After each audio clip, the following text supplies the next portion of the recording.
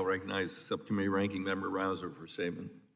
Thank you, Mr. Chairman. I'd like to thank you, Chair Napolitano and Ranking Member Graves, for all the hard work in developing this important legislation that we are considering today.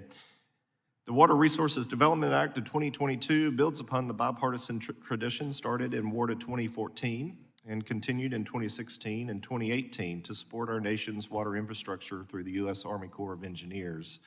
This is one of the most important pieces of the legislation that is considered by this committee, and I'm proud that we are continuing this bipartisan tradition of passing a WRDA bill every 2 years.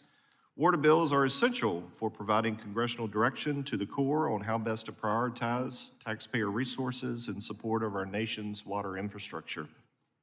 As mentioned earlier, this bill contains 16 chief reports, 72 studies, and 118 new environmental infrastructure authorizations.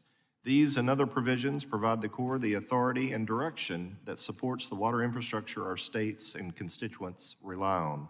The projects and policies enacted through WRDA ensure the Corps can carry out its missions of navigation, flood and storm damage reduction, ecosystem restoration, and more, all of which support our economy and help our supply chain.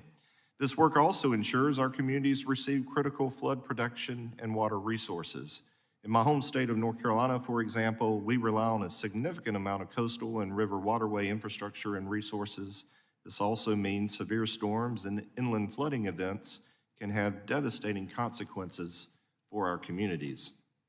So I'm pleased to see this bill directs the Corps in its continual pursuit to better manage our nation's coastal mapping projects, which provide key information to states and local governments so that they can better respond to these significant weather events. This is just one example of how WRDA will provide benefits for our communities. There are many other projects and policies this bill authorizes that will help constituents and stakeholders all across the country. I want to thank again the committee and the great staff on both sides for the bipartisan work in putting this bill together. And I ask all members of the committee to join me in supporting this bill. I yield back my time. Thank you, gentlemen. Now,